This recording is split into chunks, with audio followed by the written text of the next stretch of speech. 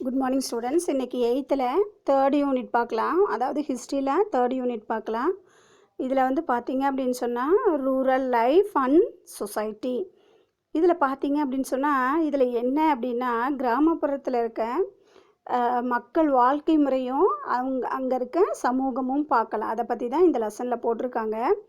இதில் வந்து என்ன இதனோட மெயின் தீம் அப்படின்னு சொன்னால், அதாவது நிலத்துக்கு வந்து வரி போடுறது தான் மெயினான இந்த இதில் வந்து பிரிட்டிஷ்காரங்க கொண்டு வந்தது என்ன அப்படின்னு சொன்னால், இந்த லெசனில் வந்து என்னென்ன அப்படின்னா, அதாவது நிலத்துக்கு மேலேயான ஒரு பெர்மனண்ட்டாக வரி போடுறது.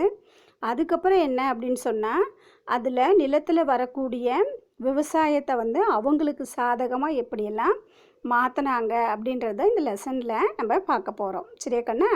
சரி, ஃபஸ்ட்டு இன்ட்ரொடக்ஷன் அப்படின்னு ஒரு இது நான் கொடுத்துருக்கேன் பாருங்கள்.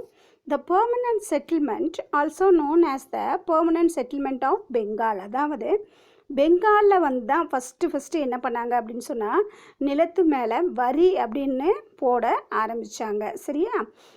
which was an agreement between the East India Company and Bengal landlords. அதாவது இதில் என்ன சொல்கிறாங்க அப்படின்னு சொன்னால், பிரிட்டிஷ்காரங்க ஈஸ்ட் இந்தியா கம்பெனிக்கும் பெங்காலில் இருக்க பெரிய பெரிய நிலத்தின் உரிமையாளர்கள் இருக்காங்க இல்லையா, அவங்களுக்கும் அவங்க 2 பேரும் சேர்ந்து என்ன பண்ணாங்க, to fix revenue to be raised from land. ஒரு நிலத்தையும் பொறுத்து எப்படி அதாவது நிலவரின்றது வந்து அந்த நிலத்தை பொறுத்து என்ன ஆகும் அப்படின்னா அதிகமாகும்.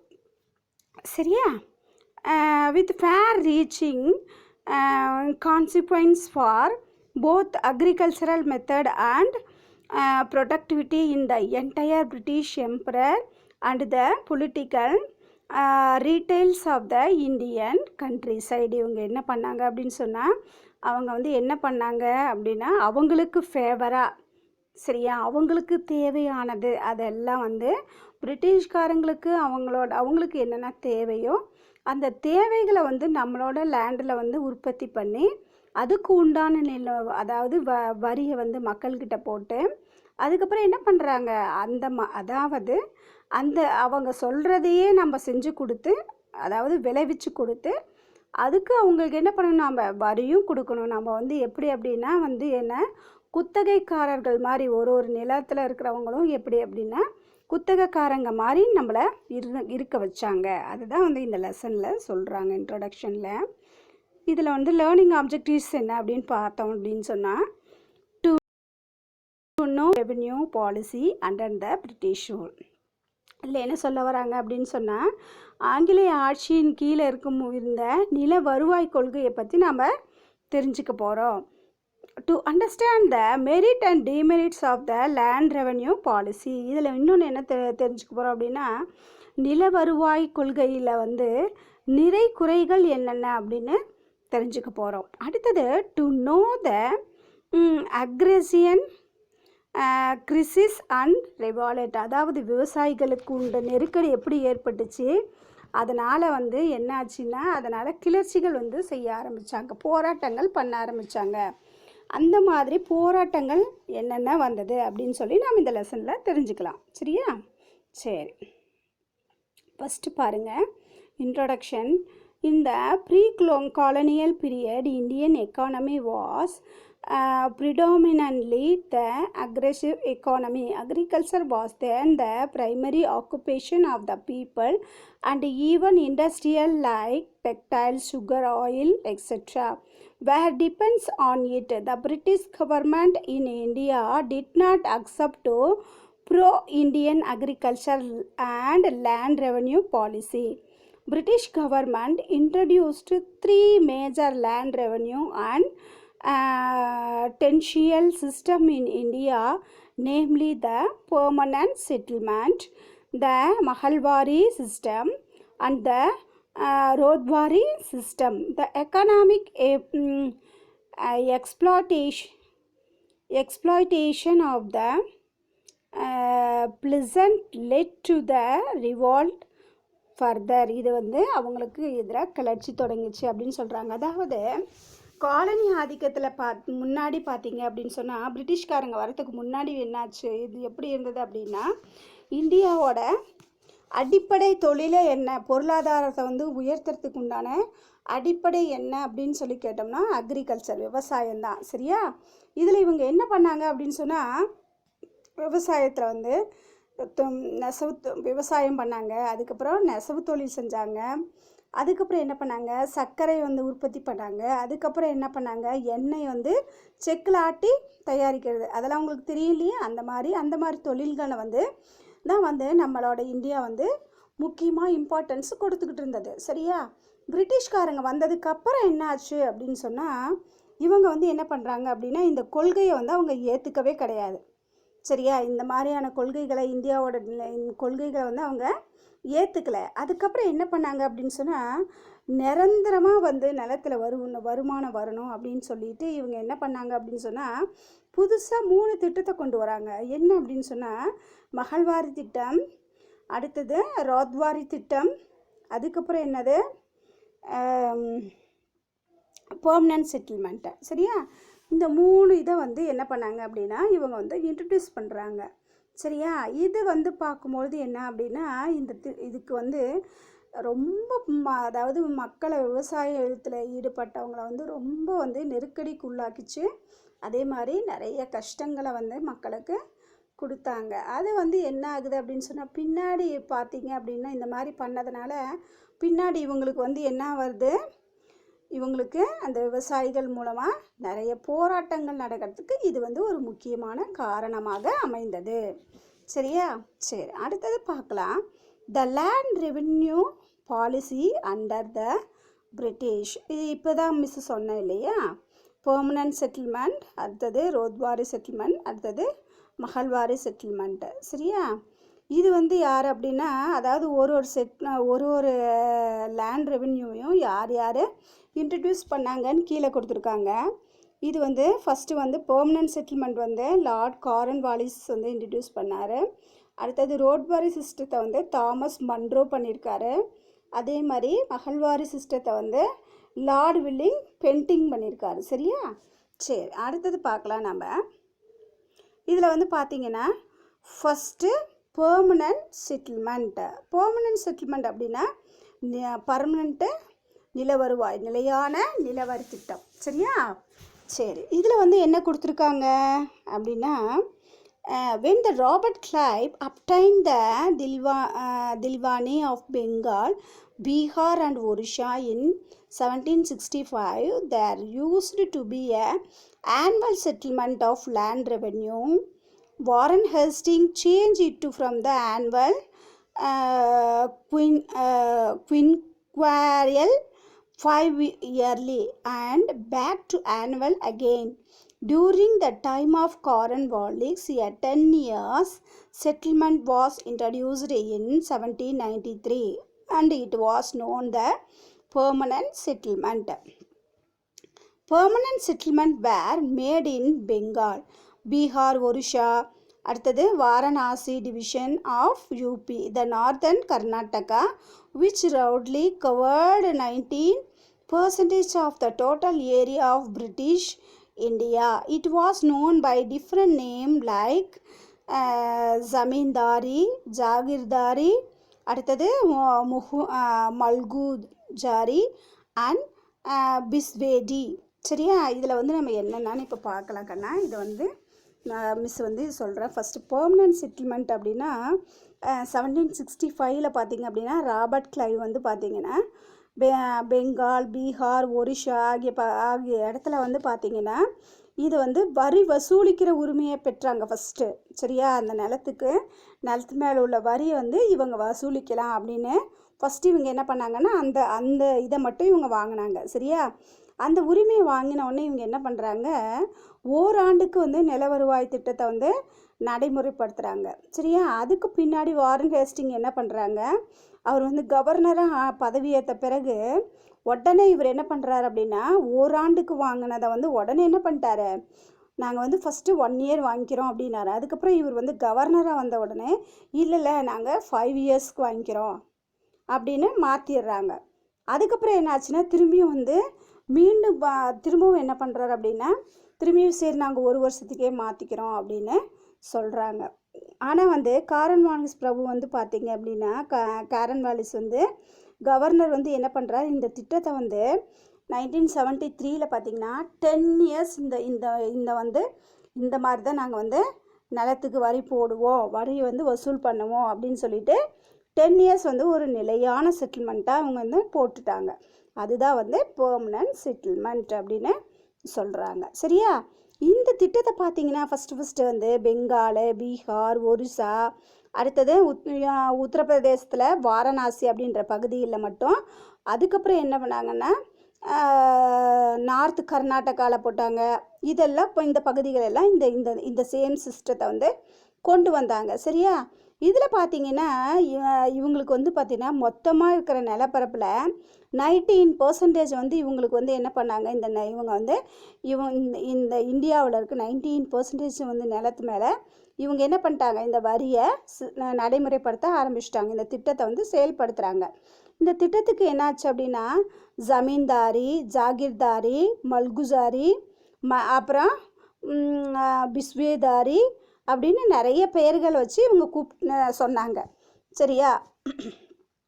அடுத்தது பார்த்தீங்க அப்படின்னு சொன்னால் salient feature of the permanent settlement. The zamindaris were recognised as the owner of land as long as they paid the revenue to the East India Company regularly. இதில் வந்து இந்த ஃபர்ஸ்ட் பாயிண்ட் என்ன அப்படின்னு சொன்னால், முறையாக வரி செலுத்தும் வரதான் என்ன பண்ணணும், இந்த ஜமீன்தார் வந்து அந்த அந்த நிலத்துக்கு உரிமையாளராக இருந்தாங்க. சரியா? அவங்க வந்து அவங்களோட வரியை வந்து அதாவது பிரிட்டிஷ்காரங்களுக்கு கொடுக்கல அப்படின்னா உடனே என்ன பண்ணுவாங்க, அந்த ஜமீன்தாரை அவங்க என்ன பண்ணிடுவாங்க, மாற்றிடுவாங்க. சரியா? புரியுதா கண்ணா? Next the zamindars acted as the agent of government for the collection revenue from the cultivators. Second point என்ன சொல்லியிருக்காங்க அப்படின்னு சொன்னால், விவசாயிங்க கிட்டேருந்து வரியை வசூல் செஞ்சு அரசுக்கு கொடுக்குற வந்து ஒரு என்னது ஒரு ஏஜெண்ட்டாக வந்து யார் இருந்தாங்க அப்படின்னு சொன்னால் இந்த ஜமீன்தார்கள் இருந்தாங்க, செயல்பட்டாங்க அப்படின்னு சொல்கிறாங்க. ஓகேவா? இந்த மேப்பில் பார்த்தீங்க அப்படின்னு சொன்னால் எந்தெந்த பகுதிகளில் வந்து பெர்மனன்ட் செட்டில்மெண்ட், அதாவது க்ரீன் கலர்லாம் இந்த சைடெல்லாம் வந்து ஃபர்ஸ்ட் வந்து பெர்மனன்ட் செட்டில்மெண்ட்டுன்னு பார்த்தோம் இல்லையா, இந்த க்ரீன் கலர் ஏரியாவெல்லாமே பார்த்தீங்க அப்படின்னா அதுக்கப்புறம் பாருங்கள் இங்கே இருக்குது இந்த கர்நாடகாவில், ஒரிசாவில், இந்த மாதிரி பிளேஸ்லலாம் பாருங்கள் அங்கங்கே க்ரீன் கலர்லாம் போட்டிருக்காங்க. பார்த்தீங்களா? இந்த க்ரீன் கலர் தான் பெர்மனன்ட் செட்டில்மெண்ட்டு பண்ணது. அடுத்தது பார்த்தீங்க அப்படின்னா ரோத்வாரி சிஸ்டம்ன்றது வந்து அது ஒரு மாதிரி ஆரஞ்சு கலரில் இருக்குது பாருங்கள். அந்த பிளேஸ் எல்லாமே வந்து பார்த்தீங்க அப்படின்னா ரோத்வாரி சிஸ்டம் பண்ணாங்க. அடுத்தது பார்த்தீங்க அப்படின்னா மஹல்வாரி சிஸ்டம், இந்த ரெட் கலரில் தெரியறது எல்லாமே. ஓகேவா? இந்த மாதிரி வந்து பார்த்தீங்க அப்படின்னா இது வந்து ஃபஸ்ட்டு வந்து நாம் இப்போ பார்த்துட்டு இருக்கிறது என்னது, பெர்மனன்ட் செட்டில்மெண்ட்டு தான். பாருங்கள், இது பெங்கால், இந்த ஒரிசாவை பாதி, இதெல்லாமே இந்த பிளேஸ் எல்லாம் பார்த்தீங்கன்னா உங்களுக்கு இது வந்து தெரியும். சரியா?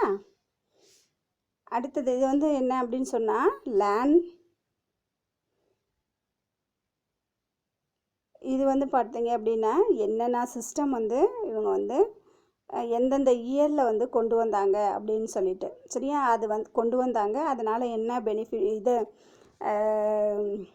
அதாவது அதுக்கு எதிராக வந்து சிப்பாய் முடனிட்டி வந்தது. இந்த மாதிரி எல்லாம் தாலுக்தாரி அது எல்லாமே வந்து அவங்க என்ன பண்ணாங்க, ஆப்போசிட்டாக பண்ண ஆரம்பித்தாங்க. விவசாயிகள் வந்து ரொம்ப கஷ்டப்பட்டாங்க இந்த சிஸ்டத்தினால. அதனால் அவங்க ரொம்ப third பார்க்கலாங்கண்ணா. The amount of revenue that the Jamindari had to pay to the company was firmly fixed and would not be raised under any circumstance. ஓகேவா? ஜமீன்தார் வந்து பார்த்தீங்க அப்படின்னு சொன்னால் இதில் அதாவது இவங்க வந்து என்ன பண்ணாங்க, பிரிட்டிஷ்காரங்களுக்காக என்ன பண்ணிக்கிட்டு இருந்தாங்க அப்படின்னா வரி வந்து என்ன பண்ணது அப்படின்னா நிலையாக நிர்ணயிக்கப்பட்டது. எந்த சூழ்நிலையும் உங்களுக்கு ஜமீன்தார்கள் வந்து தனியாக அவங்களுக்கு கொடுத்தாங்க இல்லையா, அது வந்து அப்போ அப்படியே நிறுத்திட்டா, அதாவது ஓரளவுக்கு வரி போட்டு அதை வந்து மாற்றவே மாட்டோம், உயர்த்தவே மாட்டோம், அதிலேருந்து குறைக்கவும் மாட்டோம், உயர்த்தவும் மாட்டோம் அப்படின்னு ஜமீன்தார்களுக்கு உறுதி கொடுத்தாங்க. ஏன் அப்படின்னா அப்போ தான் வந்து என்ன பண்ணுவாங்க, விவசாயிகள்கிட்டேருந்து இவங்க வரி வாங்கி பிரிட்டிஷ்காரங்களுக்கு கொடுப்பாங்க. சரியா? அதனால் அடுத்தது பாருங்கள், they gave 10/11 of the revenue collected by them from the cultivators to the government. இவங்க அதுக்காக என்ன பண்ணாங்க அப்படின்னா விவசாயிகள்கிட்டேருந்து வசூலித்த 11/10 பங்கு, சரியா, ஒரே ஒரு பங்கு மட்டும்தான் என்னாச்சு, பங்கு வந்து வரியினை வந்து ஜமீன்தார்கள் வந்து என்ன பண்ணணும், ஆங்கில அரசுக்கு கொடுத்தாங்க. சரியா? அப்படியே ஃபுல் அண்ட் ஃபுல் வந்து முக்கால்வாசி கொடுத்துட்டாங்க. 1% மட்டும் என்ன பண்ணாங்க, விவசாயிங்கக்கிட்டேருந்து வாங்கினதை ஜமீன்தார் வச்சுக்கிட்டாங்க. சரியா? நெக்ஸ்ட் பார்த்தோம்னா இந்த zamindar would grant patta written agreement to the ryot. The ryot become tenant since they were considered the tiller of the soil. இதில் வந்து அடுத்தது என்ன அப்படின்னா ஜமீன்தார்கள் வந்து விவசாயிங்களுக்கு பட்டா போட்டு கொடுத்தாங்க. இதன் மூலமாக விவசாயிங்க என்ன பண்ணாங்க அப்படின்னா இவங்க வந்து அந்த நிலத்தில் எவ்வளோ காலம் உழுது விவசாயம் பண்ணுறாங்களோ அது வரைக்குமே அவங்க யார், நிலத்துக்கு சொந்தக்காரங்க கிடையாது கண்ணா, நம்ம குத்தகைக்காரர்களாக வந்து நம்முடைய விவசாயிகளை கன்சிடர் பண்ணாங்க. புரியுதா இப்போ உங்களுக்கு? அதாவது நம்மளோட நிலத்தில் அவங்களோட நிலத்திலேயே வந்து அந்த விவசாயிகள் எப்படி நடையில் அதாவது அவங்க வந்து செயல்படுத்தப்பட்டார்கள் அப்படின்னு சொன்னால், அதாவது என்ன அப்படின்னா அப்போல்லாம் பட்டா கிடையாது, எல்லா நிலமுமே வந்து கவர்மெண்ட்டுக்கு தான் சொந்தம். சரியா? இப்போ இருக்க மாதிரியெல்லாம் நிலம் வந்து அப்போ வந்து நிலத்துக்கு வந்து சொந்தக்காரங்கள் கிடையாது, எல்லாமே கவர்மெண்ட்டு தான். கவர்மெண்ட் பார்த்து நமக்கு கொடுக்கறது தான். சரியா? பட்டா போட்டு நமக்கு கொடுத்தா தான் நிலம். அதனால் என்ன அப்படின்னா எல்லா விவசாயிகளுமே அவங்க எந்த அளவுக்கு வந்து விவசாயம் பண்ணிக்கிட்டு இருக்காங்களோ அந்த நாள் வரைக்கும் அது வந்து அவங்களுக்கு குத்தகையாக தான் கொடுத்துருக்காங்க. சரியா? அடுத்தது என்ன அப்படின்னா இந்த judicial power were taken away from the zamindars. இதில் வந்து பார்த்தீங்க அப்படின்னு சொன்னால் அனைத்து அதாவது ஜமீன்தார்கள் வந்து வழக்குகளை வந்து விசாரிப்பாங்க. அதுக்கப்புறம் வந்து என்ன பண்ணுவாங்க அப்படின்னா அந்த அவங்க இருக்கிற பிளேஸை வந்து கண்ட்ரோல் பண்ணுவாங்க. இந்த மாதிரி விஷயங்களெல்லாம் வந்து ஜமீன்தாருங்களோட வேலையாக இருந்தது. அந்த வேலைகளெல்லாம் என்ன பண்ணாங்கன்னா அதில் அவங்கக்கிட்டேருந்து திரும்பி வாங்கிட்டாங்க. சரியா? இதனால் மெரிட்ஸ் என்ன வந்து நிறைகள் என்னென்ன யூசஸ் நடந்தது அப்படின்னு பார்க்கலாம். Under the system many of the waste lands and forest become cultivable land. இதனால் என்னாச்சு அப்படின்னா யூஸ் இல்லாத நிறைய தரிசு நிலங்கள் எல்லாம் என்னாச்சு அப்படின்னா விவசாய காடுகள் நிலங்கள் எல்லாம் வந்து பார்த்திங்கன்னா விவசாய நிலங்களாக மாற்றினாங்க. சரியா? The zamindar become as owner of the land. இவங்க என்ன பண்ணாங்க, உரிமையாளர்களாக, ஜமீன்தார்கள் வந்து நிலத்தினோட உரிமையாளர்களாக மாறிட்டாங்க. The zamindars were made free from the responsibility of providing justice. அதாவது நீதி வழங்கும் பொறுப்புலேருந்து ஜமீன்தார்கள் என்ன பண்ணாங்கன்னா விடுவிக்கப்பட்டார்கள். அவங்களுக்கு அந்த வேலை இல்லை. Zamindar remained faithful to the British government. ஜமீன்தார்கள் வந்து நம்பிக்கை உள்ளவங்களாக மாற ஆரம்பித்தாங்க, உண்மையாக இருக்க ஆரம்பித்தாங்க. ஏன்னா அவங்கக்கிட்டேருந்து அந்த ஜமீன்தார் பதவி வாங்கிக்குவாங்க திரும்ப அவங்க ஏமாத்தினாங்கன்னா. This system secured a fixed and stable income for the British government. இதனால் என்ன ஆச்சு அப்படின்னா பிரிட்டிஷ்காரங்களுக்கு நிரந்தரமான ஒரு வருவாய் வந்து அவங்களுக்கு கிடச்சிச்சு. இதில் வந்து என்ன டிமெரிட்ஸ் என்ன அப்படின்னு பார்க்கலாம். The British government had no direct contact with the cultivator. இவங்களுக்கு என்ன ஆச்சு அப்படின்னு சொன்னால் ஆங்கிலேய அரசுக்கு பிரிட்டிஷ்காரங்களுக்கு வந்து என்ன ஆச்சு அப்படின்னா விவசாயிகளோட நேரடியான தொடர்பு அவங்களுக்கு இல்லை. ஏன் அப்படின்னா இடையில யார் இருந்தாங்க, ஜமீன்தார்கள் இருந்தாங்க.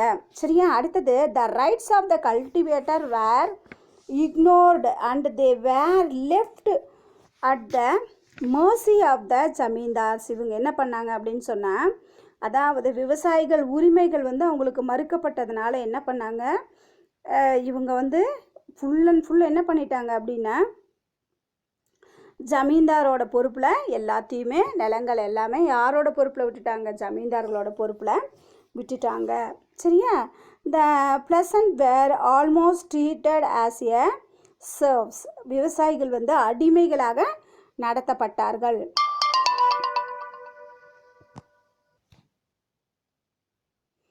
விவசாயிகள் வந்து அடிமைகளாக நடத்தப்பட்டார்கள். அடுத்தது பார்த்திங்கன்னா, this system was made the zamindar lethargic and luxurious. இதனால் என்னாச்சு அப்படின்னா, ஜமீன்தார்கள் ரொம்ப சோம்பேறிகளாகவும் மாறிட்டாங்க. அதே மாதிரி ரொம்ப ஆடம்பரமாக வாழ ஆரம்பித்தாங்க. ஏகப்பட்ட காசு வர ஆரம்பித்தோடனே என்ன பண்ணாங்க, அவங்க ரொம்ப ஆடம்பரமாக வாழ ஆரம்பித்தார்கள்.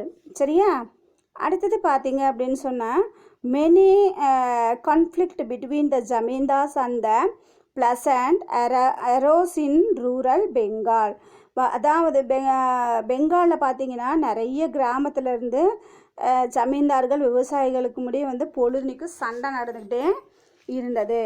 அடுத்தது பார்த்தீங்க அப்படின்னா, ryotwari system was introduced by the Thomas Munro and Captain Read in 1820.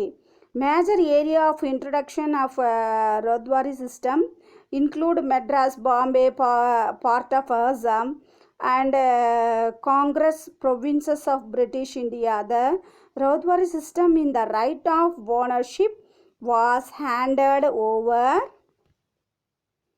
to the peasant. British government collected tax directly from the peasant.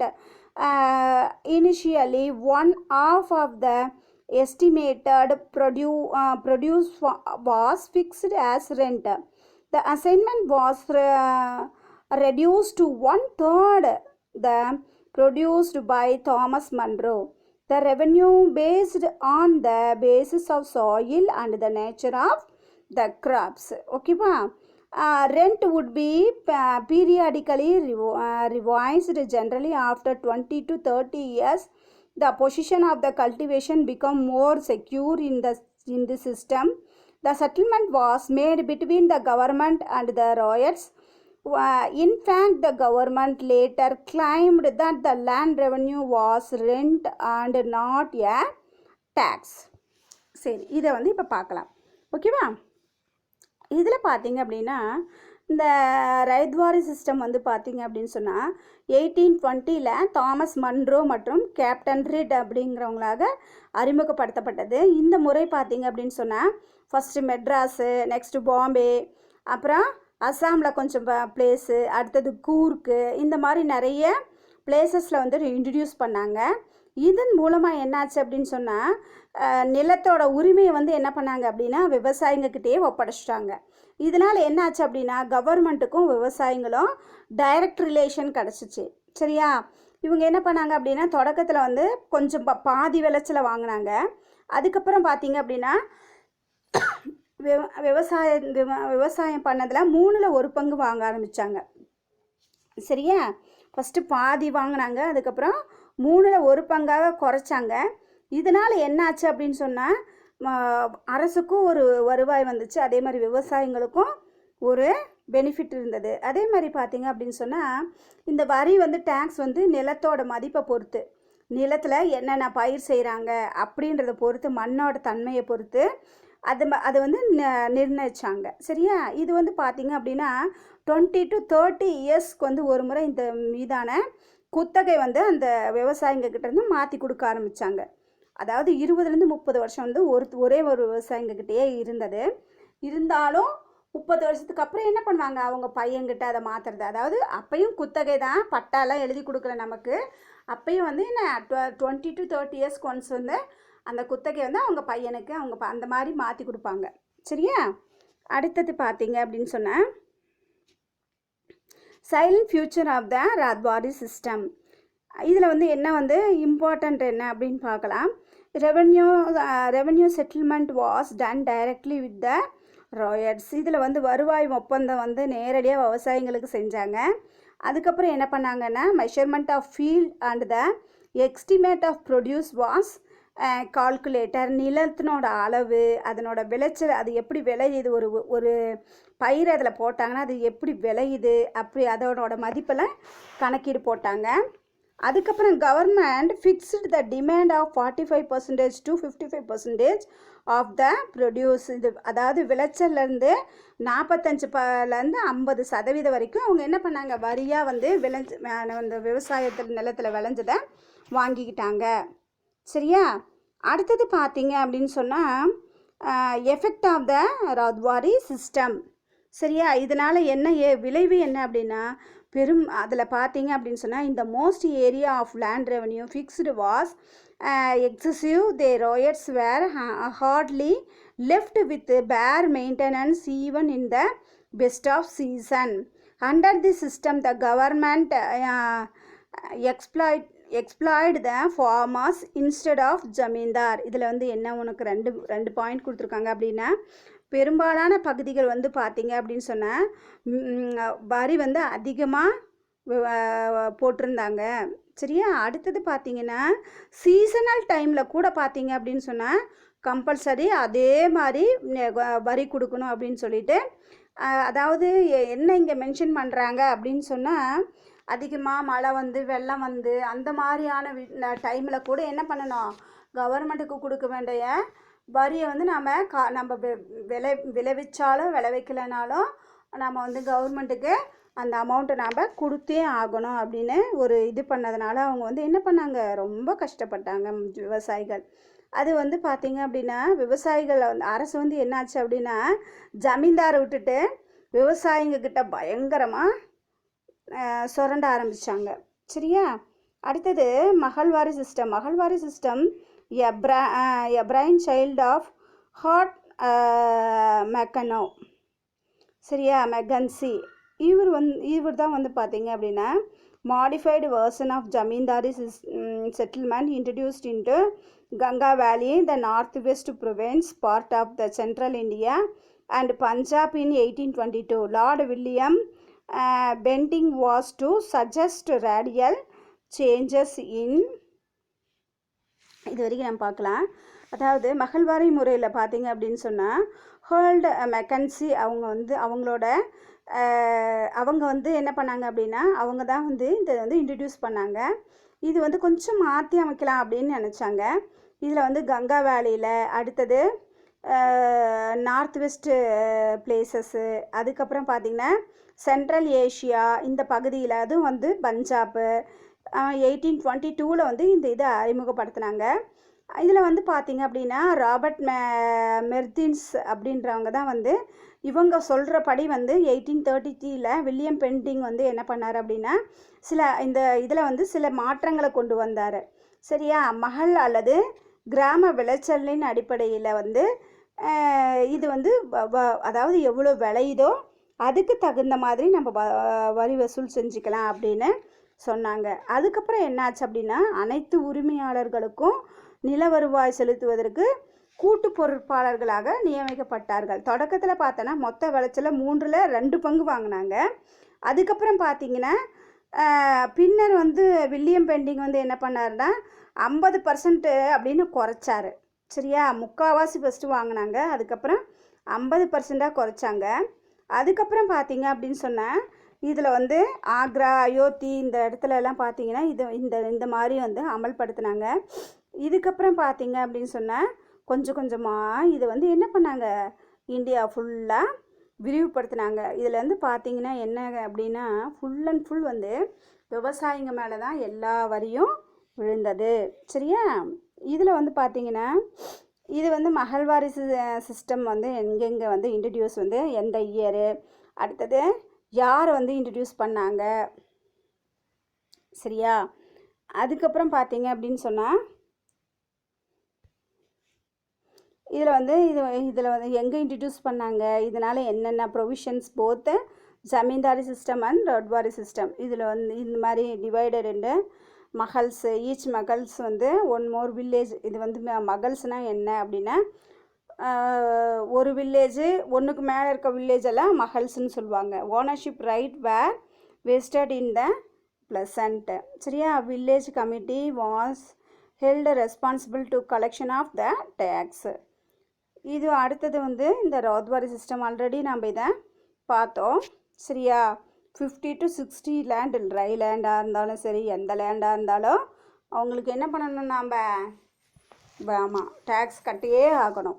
உங்கள் நிலத்தில் விளைஞ்சாலும் சரி, மழை வந்து விவசாயமே பண்ணாலும் நடந்தாலும் அவங்களுக்கு என்ன பண்ணணும், கவர்மெண்ட்டுக்கு கொடுத்தாகணும்.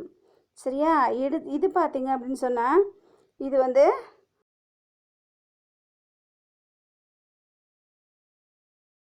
விவசாயிகளோட புரட்சி. சரியா? இப்போ வந்து salient features of mahalwari system பார்க்கலாம்.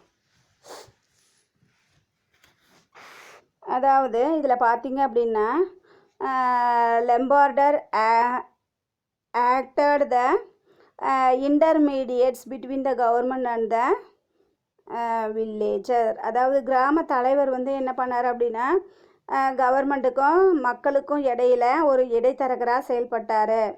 அடுத்தது பார்த்தீங்கன்னா, it was a village wise assignment. One person could held the member of a village. இந்த திட்டத்தில் பார்த்தீங்கன்னா கிராம வாரியாக மதிப்பீடு செய்யப்பட்டது. ஒரு நபர் வந்து பல கிராமங்களை வந்து தான் வசம் வச்சுருந்தாங்க. சரியா? அடுத்தது the village community was the owner of the village common land. அவர் தான் வந்து பார்த்திங்கன்னா கிராம நிலங்களுக்கு எல்லாமே கிராமத்தை சேர்ந்த சமுதாயத்தினையே உரிமையாளர்களாக இருந்தார்கள். சரி, இதனால் என்ன வந்து எஃபெக்ட் என்ன வந்துச்சு அப்படின்னு சொல்லி பார்க்கலாம். இதில் பார்த்தீங்க அப்படின்னு சொன்னால் என்ன எஃபெக்ட்டு, இந்த lambardars enjoy the privileges which was the misused for the self interest. அதாவது கிராம தலைவர் வந்து என்ன பண்ணார், இந்த சலுகைகள் எல்லாம் வச்சுட்டு இதை வந்து அவர் வந்து அடிப்படையில் தவறாக பயன்படுத்த ஆரம்பித்தார். அதுக்கு அடுத்தது என்ன ஆச்சு, இந்த system brought no benefit to the cultivators. இந்த முறையினால் விவசாயிகளுக்கு எந்த லாபமும் இல்லை. அடுத்தது பார்த்தீங்க அப்படின்னு சொன்னால், it was a modified version to the zamindari system and benefited the upper class in villages. அதாவது இந்த முறையில் ஜமீன்தாரி முறையில் வந்து ஒரு வந்து மாடிஃபை பண்ணது தான். இதனால் வந்து என்ன ஆச்சு அப்படின்னா, உயர்ந்த வகுப்பு, அதாவது கிராமத்தில் வந்து ஹை லெவலில் இருக்கவங்க மட்டும்தான் இது வந்து என்னாச்சு அவங்களுக்கு லாபகரமாக இருந்தது. மற்றவங்களுக்கெல்லாம் என்னாச்சு, ரொம்ப கஷ்டமாக தான் இருந்தது. சரியா? Impact of British land revenue system on the cultivators. A common future of all the settlement was assignment and the maximize income from land. It resulted in increasing land sale and disposition. அதாவது எல்லா நிலவரிகளும் பார்த்திங்கன்னா நிலத்துக்கு அதிகபட்ச வருமானத்தை பொறுத்து இருந்தது. ஆனால் வந்து நிலத்தை வந்து விற்பனைக்கு வந்து அதிகரிப்பாச்சு. இதனால் நிலத்தை வந்து என்ன பண்ணாங்க, வேண்டாம் சாமி நமக்கு இந்த விவசாயமே வேண்டாம் அப்படின்னு என்ன பண்ணாங்க, அந்த தொழிலை விடுறதுக்கு விவசாயிகள் தயாராக இருந்தாங்க. ஏன் அப்படின்னா வரவை விட செலவு வந்து பல மடங்கு அதிகமாக இருந்தது. சரியா? The peasant were over burdened with the taxation due to the tax burden and the famines. In general, the people suffered in a poverty and burdened with debts. They had to seek the many landers who become rich and acquired land from the pleasant. இது என்ன பண்ணாங்க அப்படின்னா, விவசாயிகள் வந்து அதிகமாக வரி விதித்ததுனால பாதிக்கப்பட்டாங்க. அதிக வரிச்சுமையின் காரணமாக என்ன பண்ணாங்கன்னா ரொம்ப பஞ்சத்துக்கு போயிட்டாங்க. மக்கள் வறுமையும் கடன் வாங்கினதுனாலையும் நிறைய அவதிப்பட்டாங்க.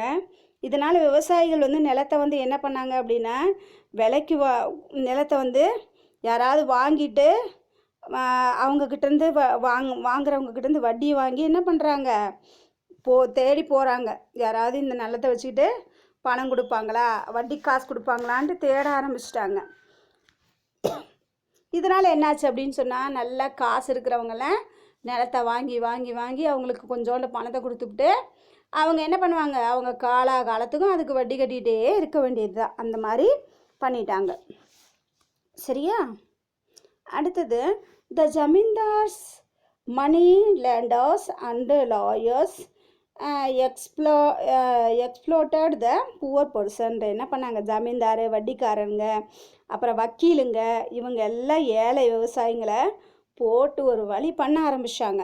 சரியா? The stability and continuity of the Indian villages was shake hand.